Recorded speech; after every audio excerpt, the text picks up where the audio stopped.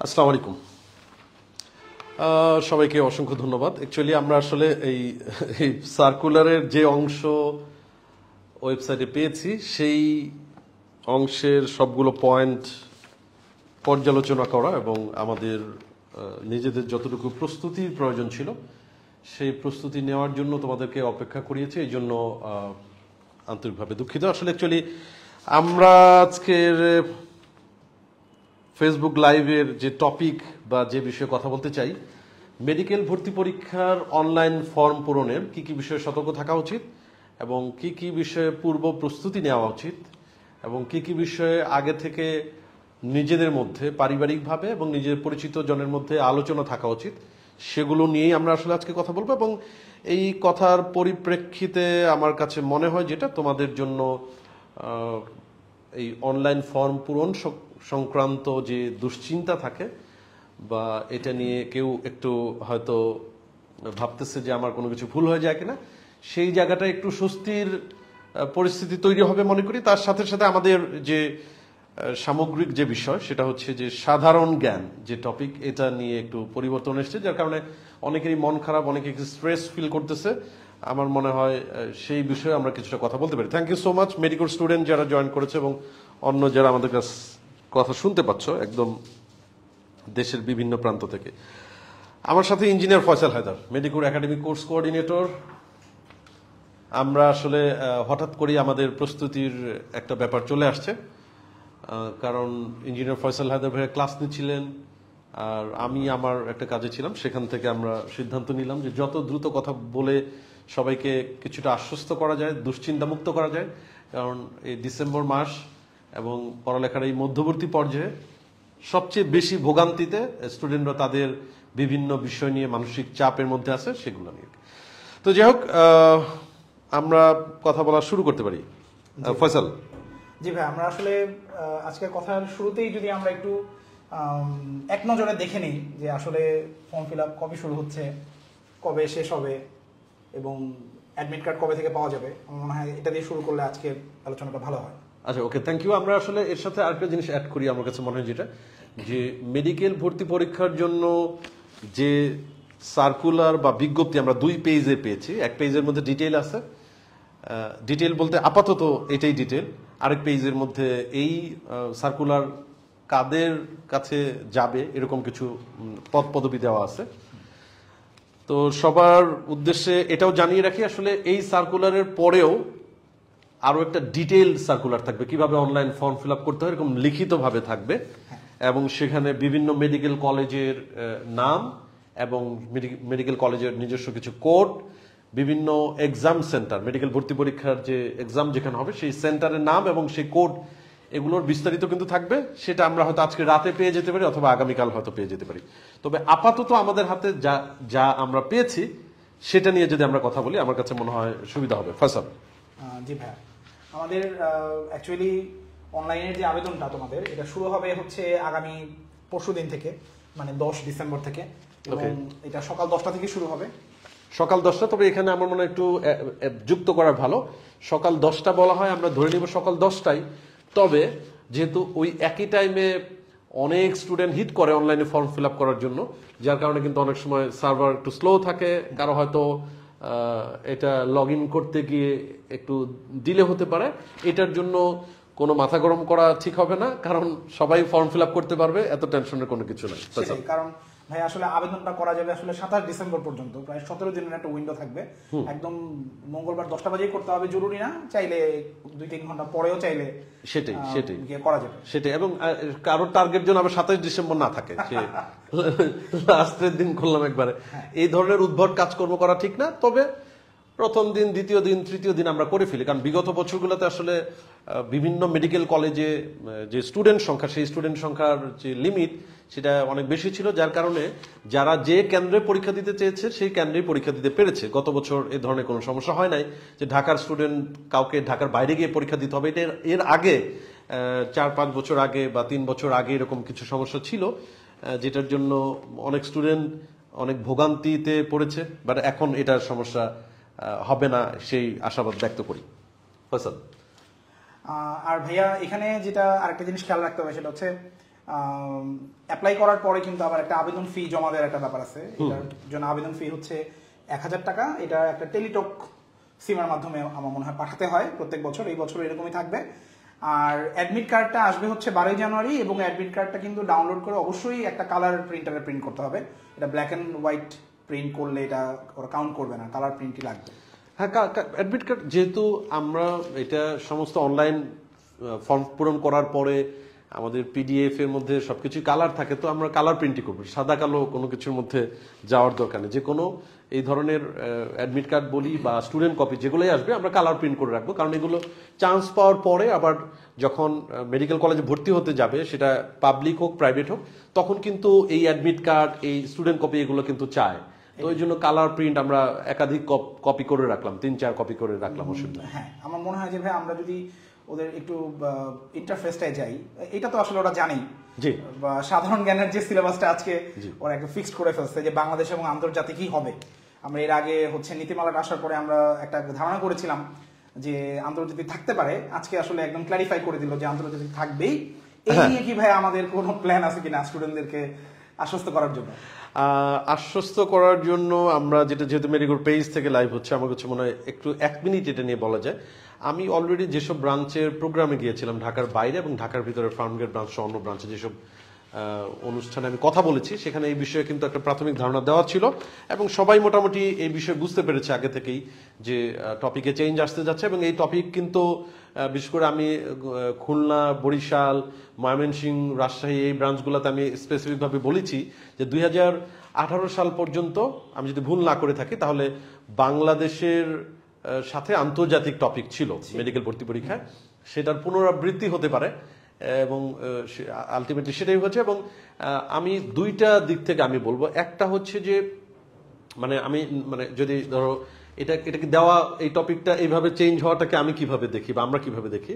হ্যাঁ, আন্তর্জাতিক টপিক জানা খারাপ কিছু না, এটা যে কোনো অ্যাডমিশন টেস্টের জন্যই যতটুকুই পড়া হোক না কেন, এটা সবারই এটুকু মোটামুটি নলেজ থাকা দরকার। কিন্তু যেহেতু একদম বলবো যে 38 ডেজ বিফোর, বলবো 38-39 দিন আগে যখন এই টপিকটা এসছে, তখন স্টুডেন্টদের জন্য অবশ্যই এটা প্রেশার, এটা অস্বীকার করার কোনো উপায় নেই।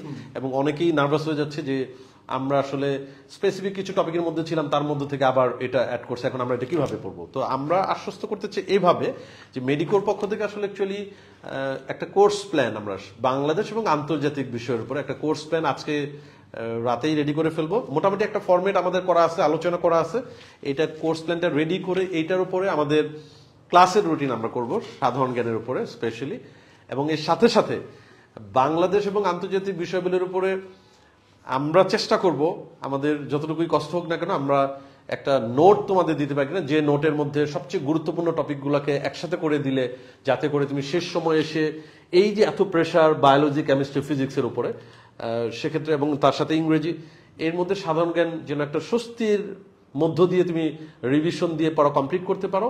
বাকিটা আল্লাহ ভরসা, আমরা আল্লাহর উপর ভরসা রাখি। এই মুহূর্তে কোনো কারণে নার্ভাস হওয়া, কোনো কারণে যে আন্তর্জাতিক দিয়েছে আমি এটা শেষ করতে পারবো কিনা বা আসলে কতটুকু কি পড়বো, এই ধরনের দুশ্চিন্তার মধ্যে যাওয়াও ঠিক হবে না। এবং তুমি খেয়াল করে দেখো যে এই যে সার্কুলার, এই যে ঘোষণা, এই যে টপিক চেঞ্জ, এই টপিক চেঞ্জ শুধু তোমার জন্য না, বাংলাদেশের যত স্টুডেন্ট, যত পরীক্ষার্থী, তাদের সবার জন্য। তো সেক্ষেত্রে আমার কাছে মনে হয় যে তুমি একটু যুক্তি দিয়ে বিচার করলে একটা ভরসার জায়গা এখানে তৈরি হতে পারে। Thank you Faisal. আমাদের পক্ষ থেকে ক্লাস এবং পরীক্ষা সবকিছু আয়োজন করা হবে। এটাই আমাদের আসলে চিন্তা করার একদমই কিছু নাই, যেটা আমাদের জন্য সেটা সবার জন্যই। এবং আন্তর্জাতিক থেকে আমার মনে হয় যে খুব বেশি প্রশ্ন থাকবেও না, 10টার মধ্যে এটা বলা যায় না, এটা বলা যায় না। এটা আমার মনে হয় যে একটু ধরো 50-50 হতে পারে, এরকম হতে পারে, আবার হয়তো হ্যাঁ একটু আবার হয়তো কমও থাকতে পারে, বলা যায় না। বাট আমরা যতটুকু পারি আমরা রেডি হব ইনশাল্লাহ। আর ভাইয়া আমরা যেই অ্যাকচুয়ালি এই বছর এখনো তো ফর্ম ফিল আপের ইন্টারফেস তো ওপেন হয় নাই। আমরা আসলে গত বছর যে অ্যাডমিশন টেস্টের জন্য ফর্ম ফিল আপ হয়েছিল, সেটার ইন্টারফেসটা যদি ওদের একটু দেখাই, গত বছরেরটা। হ্যাঁ, এইটা আসলে অ্যাকচুয়ালি আমি ফয়সাল, আমরা যদি একটু চেঞ্জ করি, তুমি এই পাশে চলে আসো। অবশ্যই জি, এটা অ্যাকচুয়ালি গত বছরের ইন্টারফেসটা। হ্যাঁ, গত বছরের, কারণ এইটার যে ডিটেইলটা, এটা তো সাইড ওপেন হবে 10 তারিখ 10 তারিখ সকাল 10টার সময়। 10টার সময়। তো এর আগে তো 24-25-এরটা দেখতে পারবে না, দেখতে পারবে না, তাই না? তো আমরা গত বছর যেটা ছিল সেটা নিয়ে যদি আমরা আলোচনা করি, এটা রেকর্ডেড ভিডিও, একটু সামনের দিকে, রেকর্ডেড ভিডিও যেহেতু আমাদের মেডিকেল পেজে থাকবে, অর্থাৎ স্টুডেন্ট বা আমাদের শ্রদ্ধেয় অভিভাবক যারা দেখতে পাচ্ছেন তারা কিন্তু এটা দেখে আপনারা ফর্ম ফিল আপ করার যে পূর্ব প্রস্তুতি সেটাও নিতে পারবেন, এবং অনলাইন ফর্ম পূরণের সময় আপনাদের কোন কোন স্টেপ ফলো করতে হবে সেটাও কিন্তু ওই রেকর্ডেড ভিডিও থেকেও আপনারা বুঝতে পারবেন। এখানে হচ্ছে যে আসলে অ্যাকচুয়ালি মানে আমরা প্রথমে যে জিনিসটা দেখতে পাচ্ছি যে ইনস্ট্রাকশন দেওয়া আছে, তার মানে হচ্ছে যে এইখানে পুরা সার্কুলারের ডিটেইল যেটা আসবে পরে 5-6 পেজের একটা পিডিএফ আসবে, সেটা এখানে থাকে। সেটা হচ্ছে যে একজন স্টুডেন্ট তো এর আগেই পেয়ে যাবে। এটা এইখানে যে পিডিএফটা থাকবে সেই পিডিএফ কিন্তু মানে 10 তারিখের সকাল 10টার সময় দেখা যাবে, আমার মনে হয় আজকে রাতে বা কালকেও দিয়ে দিতে পারে, সেটা আমরা আগে দেখে ফেলতে পারবো, এবং মেডিকেল পেজে এটা আমরা পোস্ট দিয়ে নিশ্চয়ই এটা জানিয়ে দেবো, আমাদের স্টুডেন্টদেরকেও জানিয়ে দেবো।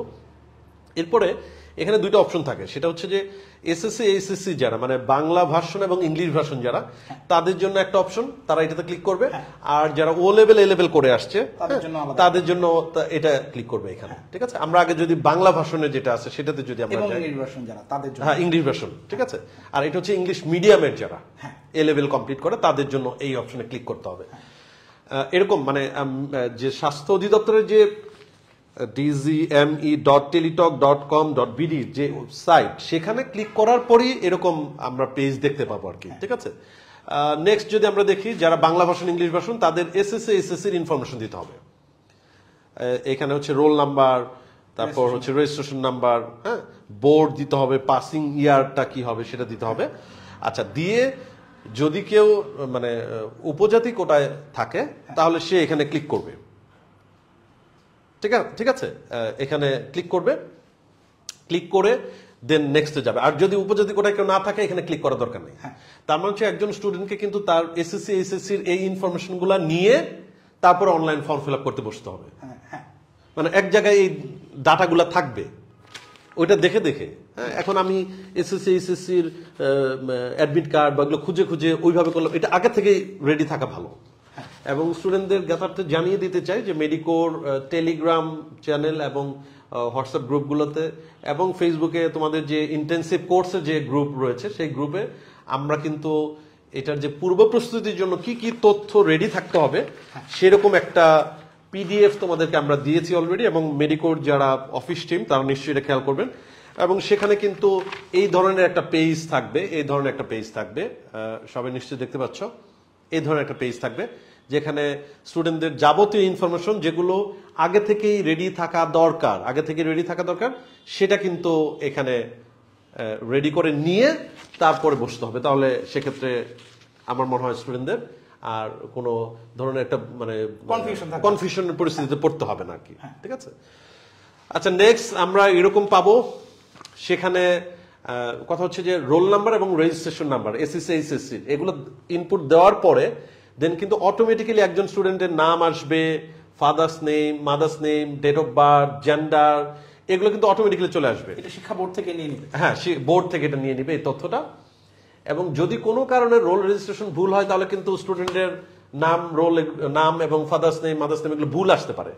তো এটা নিয়ে অডিট হওয়ার কিছু না, একজন স্টুডেন্ট ইজিলি দেখতে পারবে যে নেক্সট দেওয়ার পরই এরকম আসতেছে আর কি। হ্যাঁ, দেন হচ্ছে এখানে কিছু বক্স আছে সেগুলো তাকে ফিল আপ করতে হবে। যদি আমরা লেফট টু রাইট বলি, যেমন এখানে কোশ্চেন ল্যাঙ্গুয়েজটা কি হবে এটা অবশ্যই খেয়াল রাখা উচিত, কারণ যারা বাংলা ভার্সনের তারা বাংলা প্রশ্নে পরীক্ষা দিবে, যারা ইংলিশ ভার্সনের তারা যদি ইংলিশ কোশ্চেনের পরীক্ষা দিতে চায় সেটা এখানে সিলেক্ট করবে যে ইংলিশ, যারা ইংলিশ মিডিয়াম থেকে আসবে তারা এখানে ইংলিশ সিলেক্ট করবে। ওকে, ট্রাইবাল কোটা থাকলে দিবে, না থাকলে দিবে না, ঠিক আছে? এটা ভাইয়া ওই যে যেটা আগের পেজে ছিল ট্রাইবাল কোটাতে যেহেতু টিক দেওয়া ছিল না, এই জন্য এখানে কিন্তু এটা অপশনটাই আসছে। রাইট, দেন হচ্ছে ফ্রিডম ফাইটার স্ট্যাটাস, এইটা নিয়ে একটু কথা আছে, কারণ আমার মনে হয় ইঞ্জিনিয়ার ফয়সাল আমরা যদি সার্কুলার যে সামারি যেটা সেটা যদি আমরা একটু দেখি, সার্কুলার সামারিটা, সার্কুলার সামারিতে যেটা হচ্ছে ওরা লিখেছে যেটা সেটা হচ্ছে একদম নিচে লিখেছে যে 2025 যে নীতিমালাটা কয়েকদিন আগে যেটা এসেছিল ওইটা অনুযায়ী হচ্ছে ওরা মুক্তিযোদ্ধা কোটার জন্য সিলেক্ট করবে। জি, ওনারা এটা যেহেতু করবে বলছে, তো এখানে কিন্তু আমরা একটা জিনিস দেখতে পাচ্ছি, সেটা হচ্ছে যে মুক্তিযোদ্ধার সন্তান কথাটা উল্লেখ করা আছে। আমরা যদি ওখানে দেখে থাকি মানে নাতি নাতনি এই কথাটা উল্লেখ করা নাই। এটা আগে ছিল, এখন নাই। হ্যাঁ, নাই। তো এখন এইটা আসলে আমার কাছে একটু কনফিউশন এই কারণেই যে মুক্তিযুদ্ধের সন্তান তো আর মেডিকেল ভর্তি পরীক্ষা এখন দিবে এরকম তো হওয়ার কোনো সুযোগ নাই এই এজের কারণে। যদি আমরা আসলে ভাইয়া একটা এক্সাম্পল আমি দেখেছি আর কি, একদম ধরেন যে হয়তো ওই সময় একদম কিশোর ছিলেন মুক্তিযুদ্ধের সময় না, তারপরেও এটা এইজের কারণে এটা এটা এটা ইয়া হবে না। তো আমার মনে হয় যে এটা হয়তো আমরা একটু ওয়েট করি যে এটা কি নাতি নাতনি বলে কি বলে না, এটার জন্য আমরা একটু ওয়েট করি যে সার্কুলারের ডিটেইল আসবে সেখানে আরো কিছু অ্যাড করে কিনা সেটার জন্য আমরা ওয়েট করি। যদি ওইটার সাথে আমাদের ম্যাচ করে আমরা সেই অনুযায়ী ফ্রিডম ফাইটার কোটা ইয়েস দিব অর নো দিব, ঠিক আছে। আচ্ছা, কারেন্ট স্টাডির মধ্যে যদি কেউ কোনো সরকারি মেডিকেল কলেজে অ্যাডমিশন নেওয়া থাকে, ডেন্টাল কলেজে অ্যাডমিশন নেওয়া থাকে, তাহলে সেক্ষেত্রে সে এখানে সিলেক্ট করবে এবং তার ইনস্টিটিউশনের নাম লিখবে। নাম এটা হচ্ছে এইরকম ভাবে একটা অপশন দেখাবে, যদি সে সিলেক্ট করে ভাইয়া তাইলে হচ্ছে না, এটা না, এটাতে ভাইয়া হচ্ছে সে যদি আগে কোনো মেডিকেল কলেজে পড়াশোনা মেডিকেল বা ডেন্টাল কলেজে থাকে তাহলে তার এই অপশনগুলো আসবে। যাও, এটা আমরা আগের ইয়াতে ফেরত যাই। দেন হচ্ছে এরপরে এদিকেই হচ্ছে প্রেজেন্ট অ্যাড্রেস। এগুলো তো আগেই আমাদের মানে কাগজের মধ্যে রেডি থাকবে, প্রেজেন্ট অ্যাড্রেস। তারপরে হচ্ছে এরপরেই পার্মানেন্ট অ্যাড্রেস আমরা দেখতে পাবো। ডান দিকে এখানে ন্যাশনালিটি সিলেক্ট হবে, হোম ডিস্ট্রিক্ট যেটা হবে সেটা সিলেক্ট করবে এখানে। আচ্ছা, এখানে একটু কথা আছে, আমরা নেক্সট গিয়ে তারপরে একটু চিন্তা করি এখানে। হ্যাঁ, হোম ডিস্ট্রিক্টের মধ্যে বাংলাদেশের যতগুলো জেলা আছে এগুলো আসবে, সেখান থেকে একজন স্টুডেন্ট তার যে নিজের যে জেলা সেটা সিলেক্ট করবে। এখানে একটু কথা আছে, এটা আমার মনে হয় একটু সবাইকে একটু ক্লিয়ার করা দরকার। সেটা হচ্ছে present address, permanent address. Present address মানে একজন স্টুডেন্ট বর্তমানে যেখানে তার রেসিডেন্স, যেখানে সে থাকে, এটা সে দিতে পারে। আর পার্মানেন্ট অ্যাড্রেস বা স্থায়ী ঠিকানা বলতে আমরা এটা বুঝবো যে মানে সে হয়তো তার এক জায়গায় তার পড়ালেখার জন্য বা তার বাবার মায়ের চাকরির কারণে হোক বা বিজনেসের কারণে হোক এক জায়গায় থাকে, কিন্তু তার স্থায়ী ঠিকানা হচ্ছে অন্য জেলায়, এটা হতে পারে। আবার প্রেজেন্ট অ্যাড্রেস, পার্মানেন্ট অ্যাড্রেস কারো সেমও হতে পারে, যে সে যেখানে যেমন কেউ হয়তো খুলনার, তার প্রেজেন্ট অ্যাড্রেস যা ওইটাই হয়তো তার পার্মানেন্ট সেমও হতে পারে, ঠিক আছে।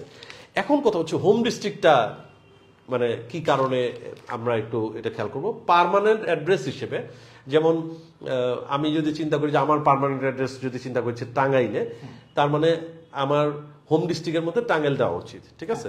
আমি যদি চিন্তা করি হচ্ছে যে আমার যে পার্মানেন্ট অ্যাড্রেস সেখানে আমার জেলা হচ্ছে ময়মনসিংহ, তাহলে আমার হোম ডিস্ট্রিক্টের মধ্যে ময়মনসিংহ আমি সিলেক্ট করবো, ঠিক আছে।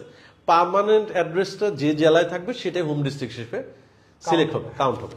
আচ্ছা, এখন এখানে একটু কথা যেটা যে পার্মানেন্ট অ্যাড্রেসের মধ্যে যে আমি অ্যাড্রেসটা লিখবো বা যেটা টাইপ করবো, এখানে সব যেহেতু ইংরেজিতে আমরা করবো এবং সে যে জেলা থাকবে, এইটা পরবর্তীতে যেটা দরকার হয় নাগরিকত্বের একটা সনদপত্র দরকার হবে খুব সম্ভবত। এর বিগত বছর সময় দরকার হবে না, ফর্ম ফিল আপের সময় দরকার না। এটা কেউ যখন চান্স পেয়ে যাবে, পাবলিক বা প্রাইভেট মেডিকেল কলেজে যখন ভর্তি হতে যাবে, তখন তাকে তার বলবে যে তুমি তোমার স্থায়ী ঠিকানা থেকে তুমি যে বাংলাদেশের নাগরিক এই ধরনের একটা সনদপত্র নিয়ে এসো।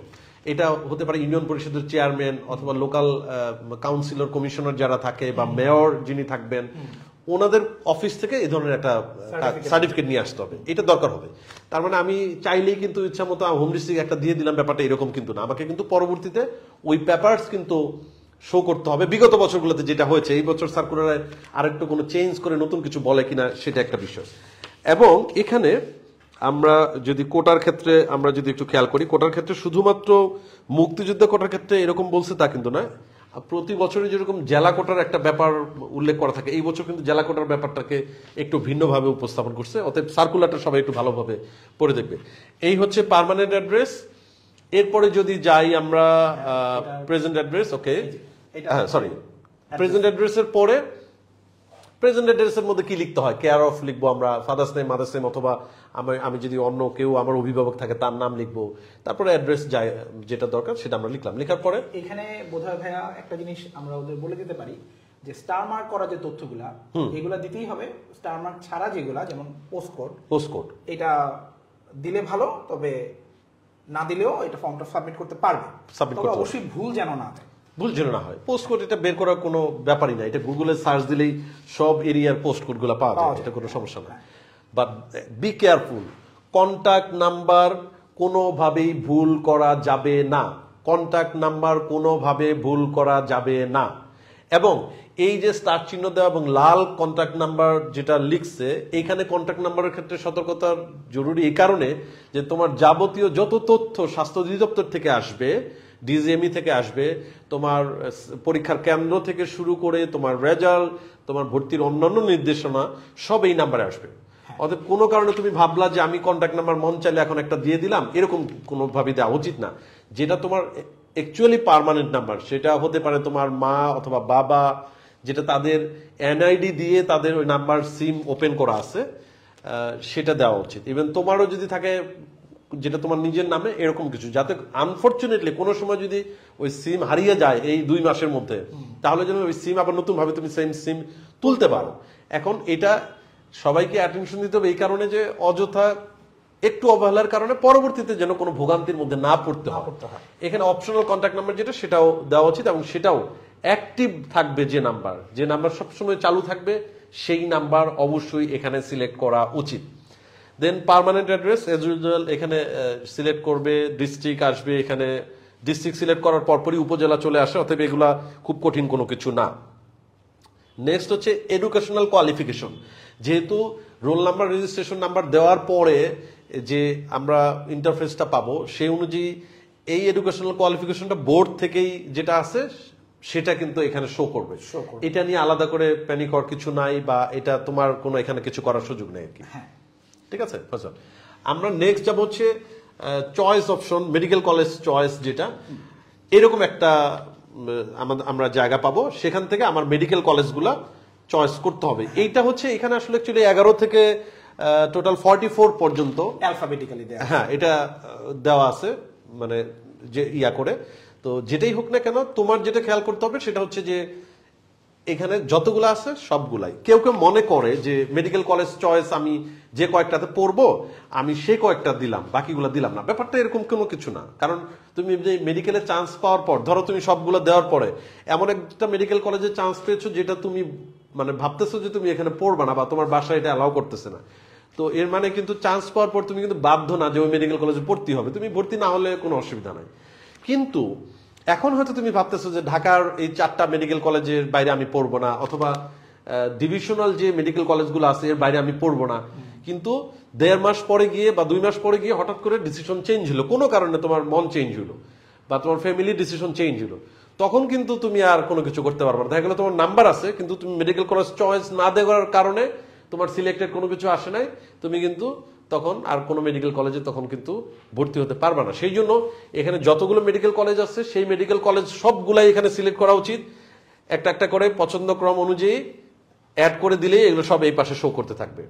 ঠিক আছে, এর মানে ভাইয়া ধরেন কেউ যদি সবার আগে ঢাকা মেডিকেল কলেজ দিতে চায়, তাহলে এখান থেকে ঢাকা মেডিকেল কলেজ খুঁজে সিলেক্ট করে যেমন 19 এখানে ক্লিক করলেই তারপর অ্যাড দিলে এখানে চলে আসবে। ঠিক আছে, ঢাকা মেডিকেল কলেজের পরে যদি কেউ মনে করে যে আমি স্যার সলিমুল্লাহ মেডিকেল কলেজ দিব, সেটা ক্লিক করবে, ক্লিক করে অ্যাড করলে এই পাশে চলে আসবে। এইভাবে সবগুলো মেডিকেল কলেজ চয়েস করা উচিত। আর সবার প্রতি বিনীত অনুরোধ থাকবে, সবগুলো মেডিকেল কলেজ চয়েস করবা, কোনোটা বাদ দিও না। ঠিক আছে, সেক্ষেত্রে আমরা যেটা হেল্প করতে পারি তোমাদেরকে, সেটা হচ্ছে আমাদের টিচার্স প্যানেলের পক্ষ থেকে আমরা তোমাদের যেটা করব, টিচার্স প্যানেলের পক্ষ থেকে একটা মেডিকেল কলেজের চয়েস লিস্ট আমরা তৈরি করে দিয়েছি। ঠিক আছে, আমাদের পক্ষ থেকে কোনটা আগে কোনটা পরে দিবে, কোনটা আগে কোনটা পরে, এটা আমাদের অপিনিয়ন অনুযায়ী আমরা যেটা মনে করেছি যে পুরনো মেডিকেল কলেজ বা মেডিকেল কলেজে আসন সংখ্যা কত, হসপিটালের কত বেডের হসপিটাল, এগুলা করে আমরা দিয়েছি। তারপরেও তুমি যদি মনে করো কোনো সিরিয়াল চেঞ্জ করবে, তাহলে সেক্ষেত্রে তোমার পরিচিত যদি কেউ ফ্যামিলিতে কেউ ডাক্তার থাকে, পরিচিত কেউ যদি ডাক্তার থাকে, বা তোমার রিলেটিভের মধ্যে যদি কেউ মেডিকেল কলেজের স্টুডেন্ট থাকে, তাদের অপিনিয়ন নিতে পারো, নিশ্চিত তারাও ভালো জানবেন। তারা যদি কোনো জায়গায় চেঞ্জ করে দেয় সেটা দিতে পারে, অসুবিধা নাই।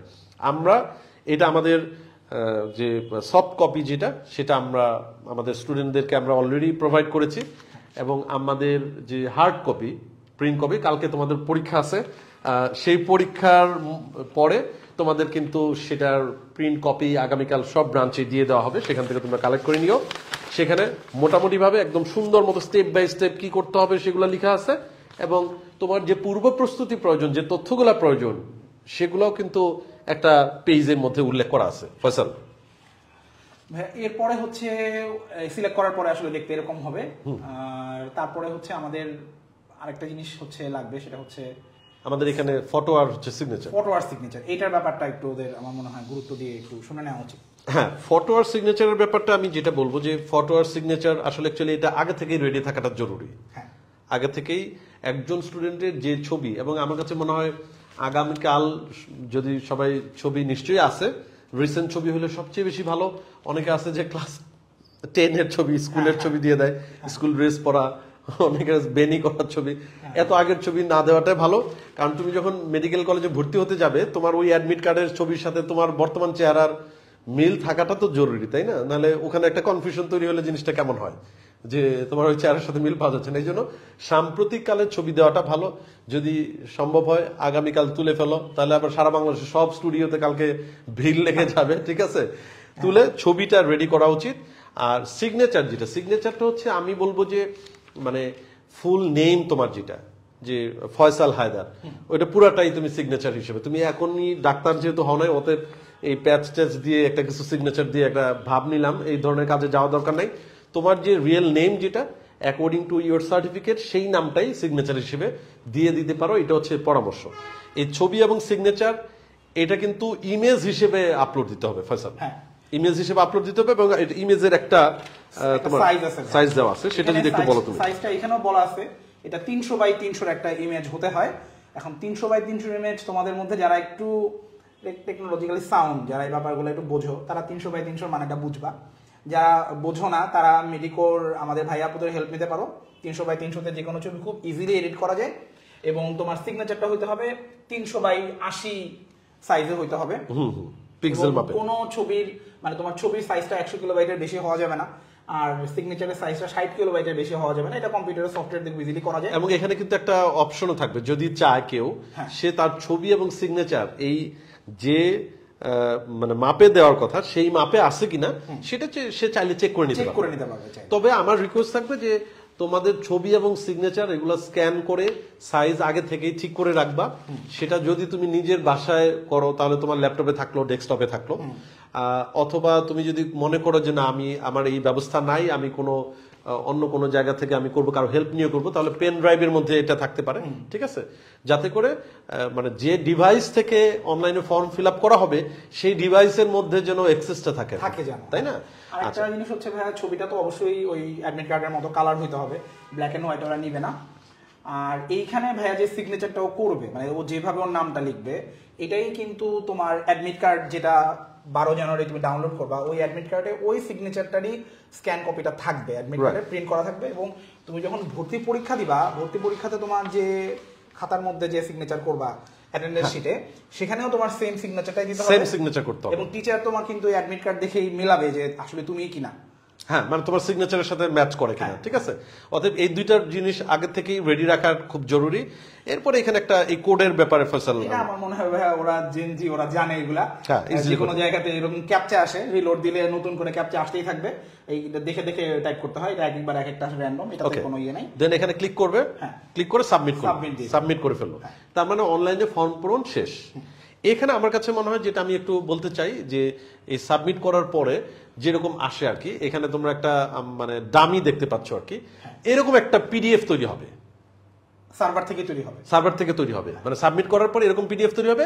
সেখানে তোমার নাম, father's name, mother's name, gender, date of birth, SSC result, হ্যাঁ, কোশ্চেন ল্যাঙ্গুয়েজ, যা যা তুমি এতক্ষণ ফিল আপ করলা সেটার একেবারে মেইন অংশগুলা এখানে চলে আসবে। যেমন কন্ট্যাক্ট নাম্বারটা তুমি দেখলা ঠিক আছে কিনা, কোটার মধ্যে তুমি ইয়েস দিয়েছো না নো দিয়েছো সেটা ঠিক মতো, হোম ডিস্ট্রিক্ট ঠিক আছে কিনা, মেডিকেল কলেজের চয়েস গুলা ঠিক আছে, তারপর অপশনাল মোবাইল নাম্বার ঠিক আছে কিনা, ন্যাশনালিটি, এগুলোর সমস্ত কিছু তুমি ওই পিডিএফ ডাউনলোড করে নিজে একদম সুন্দর মতো দেখবা, 1 বার 2 বার 3 বার। বাসায় কেউ থাকলে তাকেও একটু বলো, প্রিন্ট দিয়ে যদি দেখা যেত আরো ভালো, তার আরো কোনো কিছু নাই। অথবা তুমি যদি অন্য কোথাও করো তাহলে সেক্ষেত্রে যেটা করতে হবে সেটা হচ্ছে যে তুমি প্রিন্ট দিয়ে যদি একটু দেখতে পারো, কারণ একটা দোকানে গিয়ে করতেছো কোনো জায়গায়, সেখানে হয়তো 8-10 জন স্টুডেন্ট আছে, তার হয়তো তাড়াহুড়া করে সে মানে করতেছে, ভাবতেছে যে আপনি এখানেই দেখেন স্ক্রিনে, তুমি বলো যে আমাকে একটা প্রিন্ট দেন, আমি প্রিন্ট দিয়ে দেখি, সেটাই ঠিক আছে?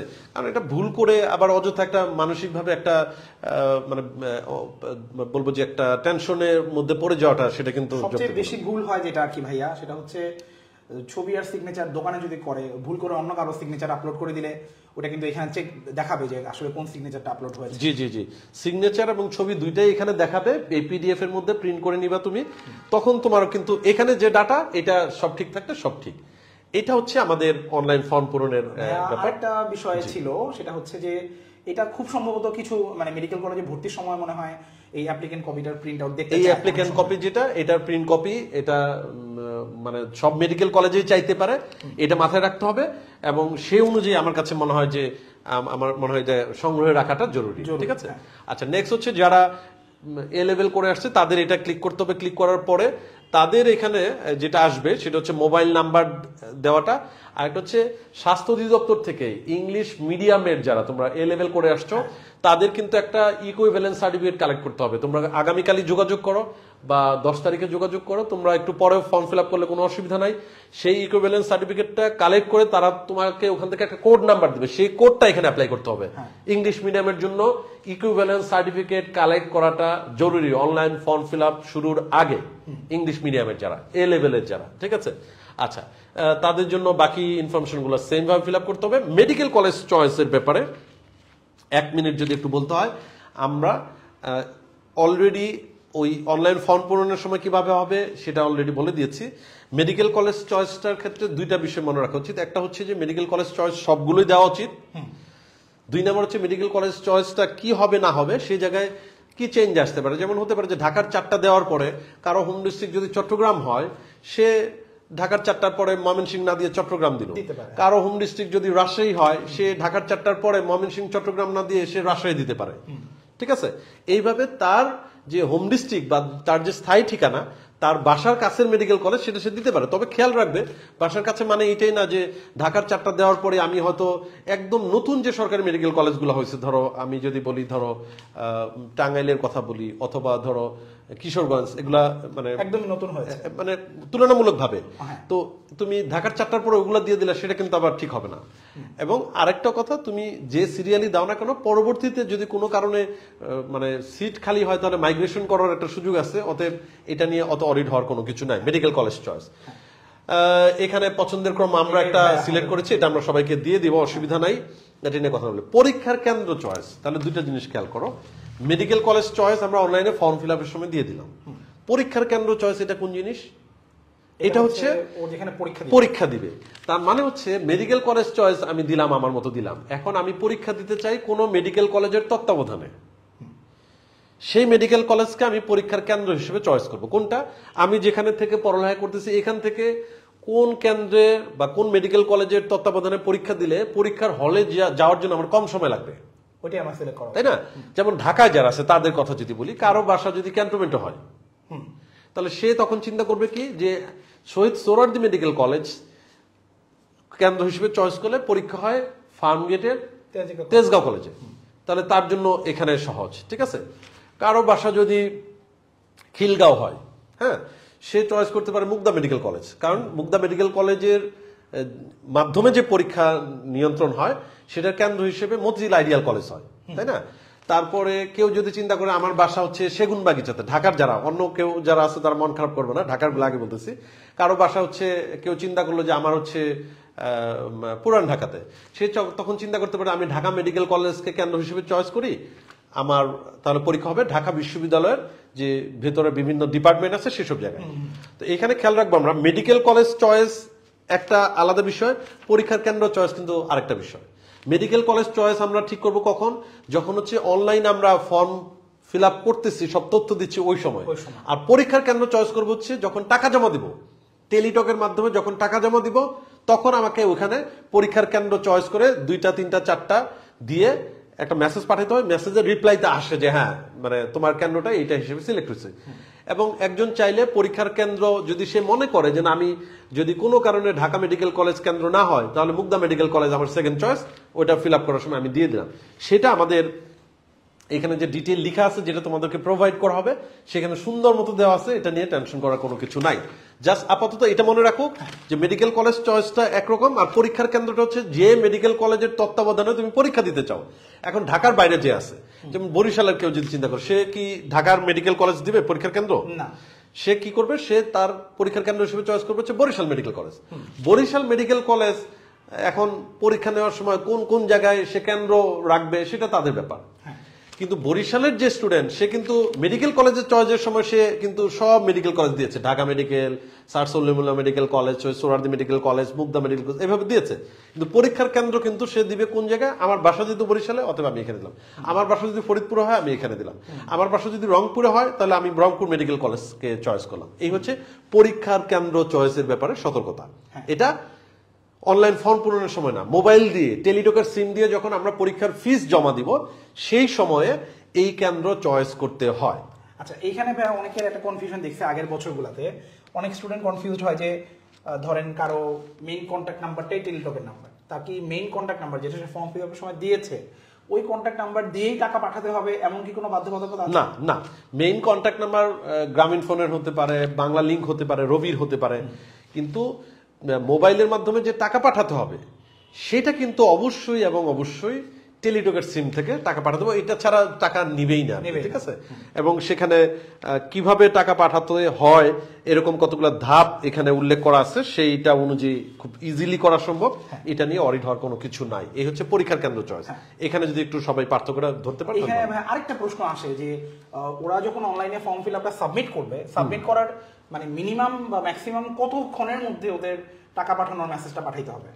এটার সাথেই করতে হয় কিনা? এটা আমার মনে হয় যে একবারে সব সাথে সাথে শেষ করে ফেলাই ভালো, এটা আমার পরামর্শ। আমি অনলাইন ফর্ম ফিল আপ করলাম, টাকা আমি দেখি একটু পরে পাঠাই, কোনো কারণে ভুল হওয়ার দরকার নেই। যে কোনো কাজ একটা আমি টার্গেট করলাম যে এটা শেষ করবো, এটা শেষ করে একদম মনের শান্তি যে না আমার আর কোনো কিছু বাদ থাকলো না, সাথে সাথে করে ফেলাটাই আমি ভালো মনে করি। তবে এখানে একটা নির্দিষ্ট টাইম দেওয়া থাকে যে 24 ঘন্টার মধ্যে টাকা দিতে হয়, বা এবার হয়তো সময় সেম ভাবেও থাকতে পারে বা কোনো চেঞ্জও থাকতে পারে, সেই টাইম অনুযায়ী একটু পরে হলেও অসুবিধা নাই, বাট সাথে সাথে করে ফেললেই ভালো। জি, প্রাথমিক প্রস্তুতির এটা মনে হয় ভাই আমরা বলে দিয়েছি, ছবি আর সিগনেচারের ব্যাপার। ছবি সিগনেচার বলেছি, এবং এখানে টোটাল 7টা পয়েন্ট আছে এই অনলাইন ফর্ম পূরণের পূর্ব প্রস্তুতি। এটা আমাদের ফেসবুক পেজেও আমরা একদম পয়েন্ট করে করে দিয়ে দিব, অসুবিধা নাই। সেই অনুযায়ী তোমরা রেডি হয়ে যাও, আজকে বা কালকে যেটা হোক রেডি হয়ে যাও, অসুবিধা নাই। মুক্তিযুদ্ধ কোটার ব্যাপারে আসলে অ্যাকচুয়ালি বিগত বছরগুলোতে কিন্তু মুক্তিযুদ্ধের সন্তান এবং নাতি নাতনি এভাবে স্পেসিফিক উল্লেখ করা থাকতো, কিন্তু এবার বিএমডিসির যে নীতিমালা সেখানে কিন্তু ব্যাপারটা এইভাবে নাই, একবারই বলে দেওয়া আছে ভাই যে মুক্তিযোদ্ধাদের সন্তান, শুধু এটাই বলা। হ্যাঁ, সে সন্তান বলা হয়েছে। এটাকে আবার ডিটেল নাতি নাতনি বলে কিনা সেটা হয়তো আমরা বিস্তারিত যেটা আসবে 4-5 পেজের যে বিজ্ঞপ্তিটা আসবে সেটার জন্য আমরা ওয়েট করি, যদিও সেটার সম্ভাবনা কম আমার কাছে মনে হয় যেটা, ঠিক আছে? এটা অডিটর কিছু নেই। ছবি আর সিগনেচারটা আগে রেডি থাকতে হবে, সাইজ অনুযায়ী থাকতে হবে, এবং ছবির ব্যাপারে আমরা অবশ্যই বলবো যে রিসেন্ট সদ্য তোলা ছবি যেটা, সেটা হোয়াইট ব্যাকগ্রাউন্ডে থাকুক, বা যে ব্যাকগ্রাউন্ড, হোয়াইট ব্যাকগ্রাউন্ড হচ্ছে এটা একটা আইডিয়াল একটা ব্যাপার, সব জায়গায় আমরা সেভাবে একসেপ্ট করি বা করা হয়, সেই জন্য হোয়াইট ব্যাকগ্রাউন্ড বললাম আর কি। আর সিগনেচারটা তোমার যে ফুল নেম, সেটা অনেকে আছে নামের অর্ধেক দিতে চায়, ঠিক আছে তুমি দিতে পারো, অসুবিধা নেই, বাট আমি সাজেস্ট করি যে ফুল নেমটাই সিগনেচার হিসেবে থাকাটা ভালো। আচ্ছা ভাই, এখানে আরেকটা কনফিউশন অনেকের আছে যে অনেকের ওই যে আপনার এসএসসি এইচএসসি যে রেজিস্ট্রেশন কার্ড বা অ্যাডমিট কার্ড, ওইখানে তাদের একটা যে ইয়ে থাকে যে আমি ওইখানে একটা সিগনেচার দিয়েছিলাম, ওইটার মতোই হইতে হবে কিনা? না, এরকম কোনো কিছু না। তুমি এখন যদি নতুন ভাবে কোনো সিগনেচার দিতে চাও বা এসএসসির সাথে ম্যাচ করলো না, মিললো না সিগনেচার, তাতে কোনো সমস্যা নেই। এখন তুমি যেটা দিবে এটাই তোমার মেডিকেল কলেজের তোমার পুরো ভর্তি প্রক্রিয়ার মধ্যে তোমার এটা দরকার হবে, তোমার ভর্তি পরীক্ষার দিন দরকার হবে, এবং পরবর্তীতে তুমি মেডিকেল কলেজে যেদিন ভর্তি হতে যাবে সেদিন কিন্তু তোমার বিভিন্ন জায়গায় যে কাগজপত্রের মধ্যে সিগনেচার করতে হবে সেম সিগনেচারই করতে হবে। অতএব এসএসসি বা এসএসসি তে কি ছিল সিগনেচার, এটা নিয়ে এখানে বোধহয় একটা প্রাসঙ্গিক প্রশ্ন আসছে, রেহানা পারভিন প্রশ্ন করেছে, হিজাব পরা ছবি কি দেওয়া যাবে কিনা? হিজাব পরার ছবির ব্যাপারে আসলে অ্যাকচুয়ালি স্পেসিফিক আগের বছরগুলোতে ওরকম ভাবে কিছু বলা থাকতো না, তবে মানে যেমন কোন জায়গায় বলে যে সম্পূর্ণ মুখ দেখা যাইতে হবে এরকম বলে দেয়, আবার কোন জায়গায় বলে যে মুখ এবং কান দেখা যাইতে হবে এরকম বলে। হ্যাঁ, মুখ এবং কান দেখা যাবে। তো এটা আসলে আমরা ফুল সার্কুলারের জন্য ওয়েট করি, ওখানে যেভাবে বলা থাকবে সেভাবেই আর কি। এটা যেহেতু নিয়ম যেভাবে আসবে সেভাবেই, যেহেতু আইডেন্টিফিকেশনের জন্যই আসলে ছবিটা নেওয়া হয়, সেক্ষেত্রে সম্পূর্ণ মুখ দেখানোর ব্যাপারটা তো থাকেই আসলে ছবির মধ্যে আর কি, তাই না? আচ্ছা, never stop, one day you will be someone's hope and someone's hero, ইনশাল্লাহ। আমাদের এই ছিল আজকের আলোচনা আমাদের অনলাইন ফর্ম পূরণের জন্য। আমি এবং ইঞ্জিনিয়ার ফয়সাল হায়দার আমরা যতটুকু সম্ভব চেষ্টা করেছি এই অল্প সময়ের মধ্যে আমাদের চিন্তা ভাবনা তোমাদের সাথে শেয়ার করার জন্য। এবং আমার কাছে মনে হয় যেটা যদি এখানে উল্লেখ করার মতো যদি আমি আরো কয়েকটা পয়েন্ট এখানে যদি একটু বলি, নাম্বার 1 সেটা হচ্ছে অনলাইন ফর্ম ফিল আপ নিয়ে কোনো টেনশন করার কোনো দরকারই নেই। ছবি ঠিক আছে কিনা, সিগনেচার ঠিক হলো কিনা, আব্বু কোথায়, আম্মু কোথায়, ল্যাপটপ কোথায়, ঠিক আছে, এই ধরনের কোনো চিন্তা ভাবনা করার দরকার নাই। কারণ তুমি টেলিটকে টাকা জমা দেওয়ার পূর্ব পর্যন্ত অনলাইন ফর্ম ফিল আপ যদি ভুল হয় তুমি চাইলে 10-12 করতে পারবে, অসুবিধা নেই, টেলিটকে টাকা জমা দেওয়ার পূর্ব পর্যন্ত। তারপরে টেলিটকে টাকা জমা দেওয়ার পরেও যদি কোনো কারণে সমস্যা হয় সেটাও সলভ, সবকিছুই আছে, ঠিক আছে। আমি তোমাদেরকে কিন্তু রিল্যাক্স হওয়ার জন্য বলতেছি, অযথা প্যানিক হওয়ার কোনো মানেই হয় না। তোমার এখন মডেল টেস্ট চলতেছে, মেডিকেল স্টুডেন্ট এবং অন্য কোচিং এর যারা দেখতে পাচ্ছ, অতএব কোনো কারণে যে দুশ্চিন্তা করে কোনো ভ্যালু ক্রিয়েট হয় না, এইসব চিন্তার মধ্যে যাবাই না, ঠিক আছে। প্রথম কথা, টেলিটকে পরীক্ষার ফিস জমা দেওয়ার পূর্ব পর্যন্ত অনলাইন ফর্ম ফিল আপ তুমি সপরিবারে যতগুলো করো কোনো অসুবিধা নেই, ঠিক আছে। যদি ভুলও হয় সেই জন্য বলতেছি রিল্যাক্স করার জন্য। আর টেলিটকের টাকা ফিস জমা দেওয়ার পরেও যদি ভুল হয় সেক্ষেত্রেও আবার নতুন ভাবে করলে আবার টাকা জমা দিতে হবে, সেটা নিয়ে পরবর্তীতে স্বাস্থ্য অধিদপ্তরে যাওয়ার ব্যাপার থাকে। অতএব কোনো কারণে তুমি এটা মনে করবে না যে আমি মনে হয় ফর্ম ফিল আপ ভুল হবে, আমি মনে হয় পরীক্ষায় দিতে পারবো না এবার। এই ধরনের ভৌতিক চিন্তা ভাবনা প্লিজ দয়া করে বাদ দাও, এটা একটা বিষয়। দ্বিতীয় বিষয় যেটা সতর্কতা বলবো, তোমরা যারা ধরো নিজেদের ল্যাপটপ বা ডেস্কটপের মধ্যে নিজেরা বাসায় অনলাইন ফর্ম ফিল আপ করার কোনো ব্যবস্থা নাই, তাদের মধ্যে অনেক স্টুডেন্টই আমাদের বাংলাদেশের বিভিন্ন জায়গা, বিভিন্ন জেলা উপজেলায় তারা বিভিন্ন দোকানে গিয়ে করে। প্রথম কথা হচ্ছে যারা ওখানে ফর্ম ফিল আপ করে তাদের ম্যাক্সিমাম দোকানের লোকজন, তাদের একটা অভিজ্ঞতা থাকার কথা, যেহেতু অনেক বছর ধরে করে। তারপরে এটাও হয় অনেকে নতুন করে দোকান খুলে বসছে অথবা নতুন স্টাফ আসছে, তারা এই জিনিসগুলো হয়তো ডিটেল জানেই না, ঠিক আছে। অতএব তুমি যদি নিজ উদ্যোগে মানে না করে বাইরে কোথাও অনলাইনে ফর্ম ফিল আপ করে, তাহলে অবশ্যই এবং অবশ্যই তুমি ওখানে বসে থেকে সবকিছু স্টেপ বাই স্টেপ হচ্ছে কিনা সেটা দেখে প্রিন্ট করে পড়ে তারপরে তুমি টাকা জমা দিবে, সেটা কিন্তু খেয়াল রাখতে হবে। এখন তুমি ভাববা যে আমি 1 ঘন্টা ফর্ম ফিল আপের জন্য সময় চলে যাবে, তাহলে আমার মনে হয় হ্যাঁ তাহলে তো ফিজিক্স পড়া হলো না, তাহলে তো আমার কেমিস্ট্রি পড়া 1 ঘন্টা নষ্ট হয়ে গেল। এগুলাও অযৌক্তিক চিন্তা, কারণ অনলাইনে ফর্ম পূরণ করাটাও তোমার মানে এই পুরো ভর্তি প্রক্রিয়ার বা রেজাল্ট পাওয়ার বা পরীক্ষা দেওয়ার একটি অংশ, ঠিক আছে না। এটাকে বাদ দিয়ে তোমার প্রিপারেশন নেওয়ার কোনো ব্যাপার এখানে আসতে পারে না। এটা শেষ হবে, শান্তি মতো তুমি পড়ো, 1 ঘন্টার জন্য 1.5 ঘন্টা 2 ঘন্টার জন্য এমন কোনো বড় ধরনের কোনো সমস্যা হবে না। ওরা যদি দোকানে করতে দেয় অবশ্যই যেন উপস্থিত থেকে অবশ্যই উপস্থিত থেকে। এর আগের বছরগুলোতে আমরা প্রবলেম দেখেছি যে অনেক ভিড় হয়েছে, যারা অনলাইনে ফর্ম ফিল আপ করতেছে যে দোকানগুলোতে, তারা বলতেছে কি ভাইয়া আপনি রেখে যান, আমি করে সব পাঠাই দিব। এখন তুমি চিন্তা করলে যে আমার তো ফিজিক্স পড়া বাদ আছে, তাহলে আমি রেখে চলে যাই, পরে কিন্তু ভুল করে ফেলছে, পরে কিন্তু কান্নাকাটি শুরু হয়েছে। Be careful. আবার এমন করছে যে অনলাইনে ফর্ম ফিল আপ করলো, করে টেলিটকে টাকা পাঠাবে, তো ওই দোকানদার বলতেছে যে, দোকানে যিনি আছে ওই স্টাফ বলতেছে যে টাকা আমি পরে পাঠাই দিবনি, পাঠাই দিলে আপনি মেসেজ পেয়ে যান, চলে যান। সে করতেছে কেন? সে করতেছে যে আমি একজনকে দ্রুত শেষ করে বিদায় করতে পারলে আমি নতুন আরেকজনকে পেয়ে যাবো আর কি, ঠিক আছে।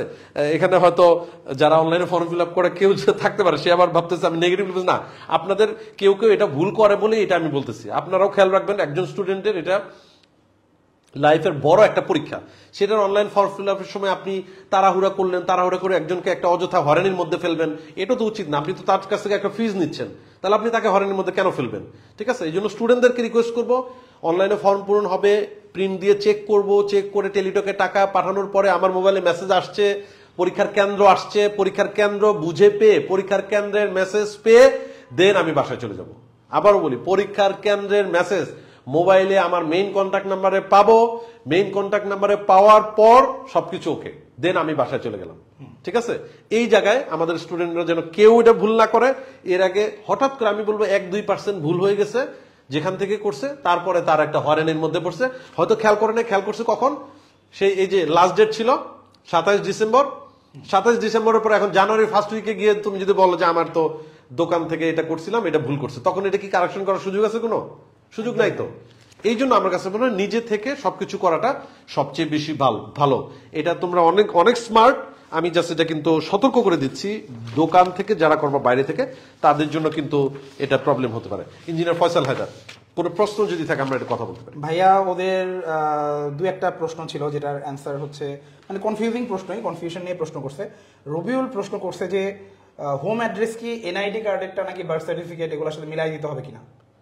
কারণ এনআইডিটা কিন্তু ভাইয়া আসলে ধরেন আমরা আমাদের মধ্যে যারা ভাড়া থাকে বিভিন্ন জায়গাতে আব্বা আম্মার চাকরির জন্য, ওই যেই জায়গাতে সে ভোটার হয়েছে এনআইডিতে কিন্তু ঠিকানাটা আসলে ওই জায়গার লোকাল দেয়া থাকে, মানে তার যে বার্থ সার্টিফিকেটে যে তার যে মূল যে পার্মানেন্ট যে জায়গাটা সেটা অ্যাড্রেসের সাথে অনেক সময় মিলে না। এইটার ব্যাপারে আসলে অ্যাকচুয়ালি কোনো জায়গায় মানে কোনো বিজ্ঞপ্তিতে এটা বলা থাকে না যে এনআইডি কার্ডের মধ্যে যা আছে সেভাবেই দিতে হবে, এটা ওপেন। আমি মনে করি এটা ওপেন। তোমার প্রেজেন্ট অ্যাড্রেস তুমি 6 মাস আগে এক জায়গায় ছিলে, এখন আরেক জায়গায় আছো, তোমার প্রেজেন্ট অ্যাড্রেস চেঞ্জ হতে পারে, এটা হ্যাঁ, পার্মানেন্ট অ্যাড্রেসও চেঞ্জ হতে পারে। আমি এখন ঢাকাতে বাড়ি করছি, আমার কালকে মনে হলো যে না আমি ঢাকায় থাকবো না, আমার হোম ডিস্ট্রিক্ট টাঙ্গাইলে আমি আমার গ্রামে থাকবো, তো আমার পার্মানেন্ট অ্যাড্রেস চেঞ্জ হয়ে গেল, ঠিক আছে, এটা হতে পারে। বাট কথা হচ্ছে যে কোনো ধরনের মিথ্যা তথ্য দেওয়া যাবে না, কোনো ধরনের মিথ্যা তথ্য দেওয়া যাবে না।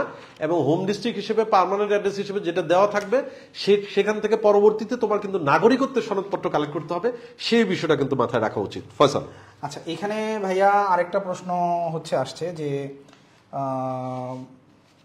আচ্ছা এটা অবশ্যই এটা কোনো সমস্যা নাই, যাদের এনআইডি নাই তাদের কি কোনো প্রবলেম হবে কিনা? না, অবশ্যই কোনো প্রবলেম হবে না, এনআইডি থাকাটা জরুরি না। ভাইয়া নৌরিন জামান একটা রিকোয়েস্ট করেছে যে মেডিকো অনলাইন ফর্ম ফিল আপটা করে দিলে ভালো হতো ভাইয়া, একটা টাইমে গিয়ে আমরা করে নিতাম ব্রাঞ্চ থেকে। নরিন, মানে তোমাদের প্রত্যাশার ব্যাপারে খুব ঠিক আছে, বাট এটা বুঝতেই পারো যে মেডিকেলতে যত সংখ্যক স্টুডেন্ট সবার অনলাইন ফর্ম ফিল আপ একদিনে প্রথম দিনে করে ফেলার যে ব্যাপার, এটা মানে কারো পক্ষেই এটা সম্ভব না, কোনো প্রতিষ্ঠানে এইভাবে পারবে না। তো সেক্ষেত্রে যদি কারো কোনো প্রবলেম হয় যে তার বাসায় কোনো সেট আপ নাই, তাহলে সেক্ষেত্রে আমাদের টিম সব ব্রাঞ্চেই থাকবে, তারা হেল্প করবে। এখন তোমার নিজস্ব সেট আপ আছে, তুমি মেডিকেলতে চলে আসলা, এইভাবে আমরা সবাইকে যদি বলি, এটা তুমি নিশ্চয়ই চিন্তা করে দেখো যে একজনের জন্য যদি আমাদের 10 মিনিটও দরকার হয়, তাহলে কত বিশাল পরিমাণে একটা সেট আপ নিতে হবে। ধরো ফার্মগেট ব্রাঞ্চ বা শান্তিনগর ব্রাঞ্চে যদি আমরা করতে চাই, এটা একটা হিউজ একটা ওয়ার্কলোড। আমি বলবো এটা এইভাবে আয়োজন করাটা একটু আমার মনে হয় যে একটু কঠিন হয়ে যায়। তারপর তুমি যেটা বলেছো, আমরা নিজের আলাপ করবো, আমাদের যারা সিনিয়র আছি, যদি কোনো ডিসিশন আসে নিশ্চয়ই আমরা তোমাদেরকে জানিয়ে দেব। আচ্ছা এক্ষেত্রে ভাইয়া আরেকটা প্রশ্ন আসছে, এটার উত্তর আমিই দিতে চাই। আমার মনে হয় এটা প্রশ্ন করেছে হচ্ছে লাইলা প্রশ্ন করছে যে ভাইয়া নীতিমালায় লেখা আছে যে এইচএসসির এবং সমমানের যে পরীক্ষা মানে ও লেভেল এ লেভেলের সিলেবাসের উপর হচ্ছে ভর্তি পরীক্ষা হবে, তাহলে কি এটা দিয়ে কি শর্ট সিলেবাস বুঝাইলো কিনা? না লাইলা, এটা দিয়ে ফুল সিলেবাসই বুঝাইছে। মেডিকেলের জন্য প্রত্যেক বছর এই কথাটা সার্কুলারে লেখা থাকে যে এইচএসসি এবং সমমানের পরীক্ষার সিলেবাসের উপর পরীক্ষা হবে। এই কথার মানেই হচ্ছে ফুল সিলেবাস। যদি তারা শর্ট সিলেবাস বুঝাইতে চাইতো তাইলে লেখাটা আসতো এইচএসসির পুনর্বিন্যাসকৃত সিলেবাসের উপর পরীক্ষা হবে, যেই কথাটা মেডিকেল ছাড়া অন্যান্য সব ভার্সিটি অ্যাডমিশন টেস্টে সার্কুলারে লেখা থাকে। তুমি ঢাকা ইউনিভার্সিটি বলো, বুয়েট ভর্তি পরীক্ষা বলো, সব জায়গাতে এই কথাটা লেখা থাকে এইচএসসির পুনর্বিন্যাসকৃত সিলেবাসের উপর পরীক্ষা হবে।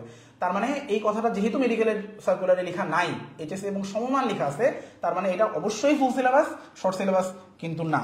আরেকটা ওরা বারবার বলতেছে যে জিকের জন্য আরেকবার একটু বলেন, আমরা একটু শেষ করার আগে মনে হয় একটু জিকে নিয়ে ওদের ভয়টা দূর করতে পারি আরেকবার যদি বলি। আচ্ছা ঠিক আছে, তোমরা যারা মেডিকেল স্টুডেন্ট তোমাদেরকে অলরেডি আমরা একটা অ্যানাউন্সমেন্ট দিয়েছি, পোস্ট দিয়েছি, নিশ্চয়ই খেয়াল করেছো, আমি নিজেই দিয়েছি। সেই অনুযায়ী তোমাদেরকে আশ্বস্ত করতে চাই, ইনশাল্লাহ সাধারণ জ্ঞানের এই যে হঠাৎ করে তোমাদের উপরে যে একটা বড় বোঝা চলে আসলো, সেই বোঝাটা আমরা ভাগাভাগি করে নিব টিচাররা তোমাদের সাথে, যাতে করে তুমি সুন্দরভাবে সাধারণ জ্ঞানের প্রিপারেশন নিয়ে পরীক্ষার হলে যেতে পারো। আর সাধারণ জ্ঞানের বাংলাদেশ এবং আন্তর্জাতিক যেহেতু বলা হয়েছে, সেক্ষেত্রে তোমরা নিশ্চয়ই বুঝতেছো যে এখানে দেশের বাইরের বিভিন্ন ইস্যু নিয়ে বিভিন্ন আন্তর্জাতিক সংস্থা, আন্তর্জাতিক দিবস থেকে শুরু করে নোবেল পুরস্কার থেকে শুরু করে বিভিন্ন রকম ক্ষুদ্রতম বৃহত্তম বিভিন্ন ধরনের, যেমন সাদা হাতির দেশ কোনটি, নিশীথ সূর্যের দেশ কোনটি, বিভিন্ন ধরনের সাধারণ জ্ঞানের টপিক যেগুলো থেকে এর আগে প্রশ্ন আসছে, সেই জায়গাগুলা নিশ্চয়ই আসতে পারে। আর সাথে সাথে যেটা জুলাই অগাস্টের যে রিসেন্ট যে তথ্যগুলা, সেই তথ্য থেকে প্রশ্ন আসতে পারে, এটাও কিন্তু মাথায় রাখতে হবে। এখন সামগ্রিকভাবে তুমি স্টুডেন্ট হিসেবে তোমাদের পক্ষ নিয়ে যদি চিন্তা করি, তাহলে এই সময়ের জন্য এটা অবশ্যই আমি বলবো টাফ, এবং একটা প্রেশার একটা ক্রিয়েট হয় এটা, এবং প্যানিক হয়ে যাওয়াটা স্বাভাবিক। বাট তোমরা ভরসা রাখো, ইনশাল্লাহ আমরা নিজের তো কথা বলতেছি, টিচার হিসেবে, প্রতিষ্ঠান হিসেবে এটা তো আমাদের একটা দায়িত্বের জায়গা, যেন তোমাকে আমরা এই জায়গায় সাপোর্ট দিতে পারি। সেটা ক্লাস এবং পরীক্ষা নিয়ে সাধারণ জ্ঞান তোমাদের আন্তর্জাতিক বিষয় বলে এবং বাংলাদেশ বিষয় বলে যতটুকু পড়িয়ে ফেলা যায়, আমরা অবশ্যই 16 জানুয়ারি পর্যন্ত সেভাবে আমরা ইনশাল্লাহ চেষ্টা করব। ইনশাল্লাহ। আজকের কালকে সবার মডেল টেস্টের পরীক্ষা আছে, তাও অনেকে ধৈর্য ধরে বসে আছে, কারণ এটা একটা খুবই গুরুত্বপূর্ণ মেডিকেল ভর্তি পরীক্ষার প্রস্তুতির ব্যাপারে, প্রস্তুতির যে রাস্তা সেই রাস্তায়। এখানে সবাইকে আজকের প্রোগ্রামের আমরা একদম শেষ পর্যায়ে চলে এসেছি। শেষ করার আগে আরেকবার বলতে চাই, আজকের কথাবার্তা যা শুনেছ ম্যাক্সিমাম কোয়েশ্চেন কিন্তু এর মধ্যেই উত্তর পেয়ে যাওয়ার কথা। তারপরে অনেকের বিভিন্ন কাস্টমাইজ সমস্যা থাকতে পারে, কাস্টমাইজ প্রবলেম থাকতে পারে। যেমন একজন জিজ্ঞেস করছে, ভাই আমার বাসা এয়ারপোর্টে, আমি কোথায় সেন্টার চয়েস করবো। তো এই তোমার যে কাস্টমাইজ যে প্রশ্নগুলো, এটার জন্য কিন্তু আমাদের উত্তর দেওয়ার জায়গা কিন্তু আছে। তোমরা প্রত্যেকেই মেডিকোর্টে যারা ভর্তি আছো তারা কোনো না কোনো ব্রাঞ্চ অ্যাম্বাসেডরের হোয়াটসঅ্যাপ গ্রুপে আছো, তোমার যে ব্রাঞ্চ অ্যাম্বাসেডর তোমার গ্রুপে আছেন, মেন্টররা তোমার গ্রুপে আছেন, ওইখানে তুমি তোমার কোয়েশ্চেন করো, উত্তর পেয়ে যাবা। মেডিকোর্ট 24 ঘন্টায় কিন্তু আমাদের কিউএনএ সার্ভিস আছে, যেটা সেটা তো তুমি সার্ভারে লগ ইন করে তুমি যে কোনো সময় যে কোনো প্রশ্ন করতে পারবা। আমরা যে কমিটমেন্টে ছিলাম যে আমরা তোমাদের প্রশ্নগুলো সবচেয়ে কম সময়ে উত্তর দেওয়ার চেষ্টা করব, সেটা আমরা কিন্তু এখন আমাদের টিচারদের উপর লোড আমরা আরো বাড়িয়েছি। আমাদের মেন্টররা সবাই আগে আসছে। তোমাদের যেহেতু এখন একদম ক্রুশাল টাইম, আমরা চেষ্টা করবো তোমার প্রশ্ন যতটা কম সময়ের উত্তর দেওয়া যায়, 10 মিনিটের মধ্যে যদি দেওয়া যায় সবচেয়ে ভালো, তাই না? তুমি তোমার প্রশ্নটা মেডিকোর কিউএনএ সার্ভারে করো, উত্তর ইনশাল্লাহ তুমি খুব দ্রুত পেয়ে যাবা। তোমার ব্রাঞ্চের সাথে যোগাযোগ করো, তোমার মেন্টরের সাথে যোগাযোগ করতে পারো। তোমার প্রশ্নের উত্তর তুমি সব আগেই ক্লিয়ার হয়ে নাও, ক্লারিফাই করে নাও। আর অনলাইন ফর্ম পূরণের জন্য মেডিকোর বিভিন্ন ব্রাঞ্চের কিছু নির্দিষ্ট হটলাইন নাম্বার দেওয়া থাকবে, এটা তোমরা আগামীকাল পেয়ে যাবে। তো সেই অনুযায়ী যদি অনলাইন ফর্ম পূরণ করতে গিয়েও কোনো সমস্যা হয়, সেক্ষেত্রে অবশ্যই তুমি যোগাযোগ করলে আমাদের পক্ষ থেকে সেই ধরনের তথ্য দিয়ে তোমাকে হেল্প করা হবে। এবং আমি এটা বলে শেষ করতে চাই, এটা পূর্ব প্রস্তুতি দরকার আছে, একটু মাথা ঠান্ডা রেখে সুন্দরভাবে করবো, সবই দরকার আছে। কিন্তু এটা এমন না যে একেবারে ভুল হয়ে গেলে পরীক্ষা মনে হয় দিতে পারবো না, বা ভুল হয়ে যাবে মনে হয়, এইভাবে অযথা দুশ্চিন্তা করাটা যৌক্তিকতার পর্যায়ে পড়ে না। এই জন্য আমরা মাথা ঠান্ডা রাখি, আগামীকালের পরীক্ষার জন্য প্রস্তুতি নেই, পরের দিনের পরীক্ষার জন্য প্রস্তুতি নেই। সবকিছুই এমন আজ পর্যন্ত কখনোই হয় না যে ও মেডিকেল ভর্তি পরীক্ষার ফর্ম ফিল আপ ঠিকভাবে করতে পারে না, এই জন্য পরীক্ষা দিতে পারে না।